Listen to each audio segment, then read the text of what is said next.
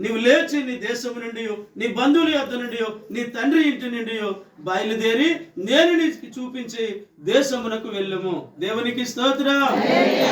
ఇప్పుడు నీ సొంత దేశం, నీ సొంత ఇల్లు, ఏమంటే నీ సొంత రాజ్యం ఏమవుతుంది? ఎవరినైతే నువ్వు పెళ్లి చేసుకుంటున్నావో అదే. దేవునికి స్తోత్రం. ఇది చుట్టరికంగా రావాల్సిందే. ఎప్పుడు వచ్చినా అందరూ ఆహ్వానిస్తారు, ప్రేమగా ఆహ్వానిస్తారు. ఒక మాటలో చెప్పాలంటే ఒకరి చేతుల మీదుగా పెరిగింది ఒకలా ఉంటది, 10 మంది చేతుల మీద పెరిగింది అల్లారి ముద్ద ఎక్కువైపోద్ది. అందుకే ముద్ద ఎక్కువైపోయింది.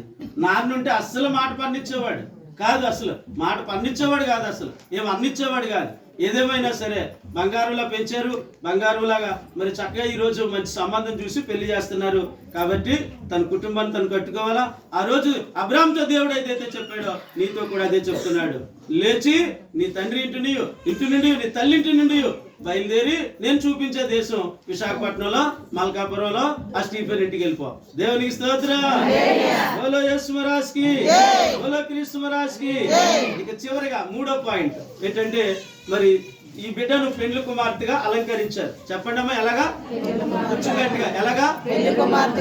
పెండ్లి కుమార్తె అంటే ఏంటో తెలుసా? సంఘము. వధువు సంఘమును పెండ్లి కుమార్తె అంటారు.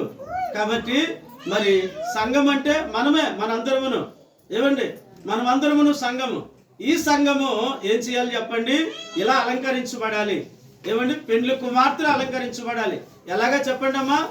పెండ్లి కుమార్తె లాగా అంటే సత్క్రియల చేత అలంకరించబడి నువ్వు సిద్ధంగా ఉంటే, ఆత్మతో సిద్ధంగా ఉంటే, ఏమండి, సత్క్రియల చేత అలంకరించబడితే వధువు సంఘంలో మహిమ మేఘం మీద దేవుడు పెండ్లి కుమారుడిగా రానయ్యున్నాడు.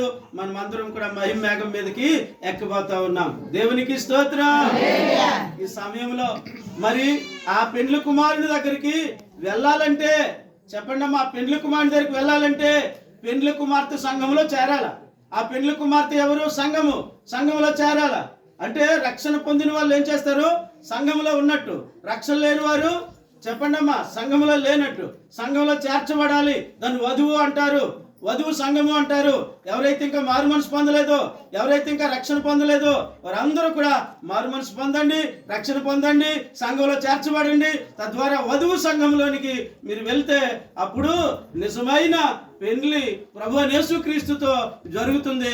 దాన్నేమో మరి ప్రియ దేవుని బిడ్డలారా, ఆ పెండ్లి కుమారుడైన యేసుక్రీస్తుతో ఈ సంఘము మహిమ మేఘం మీదకి వెళ్ళి ఆ పెండ్లి చేయబడినప్పుడు 7 సంవత్సరాల పరిశుద్ధుల విందు. ఎన్ని సంవత్సరాలు చెప్పండి అమ్మా? గట్టిగా చెప్పండి, ఎన్ని సంవత్సరాలు? ఇప్పుడు మనకి విందు సోమవారం ఉంది. ఎన్ని రోజులు?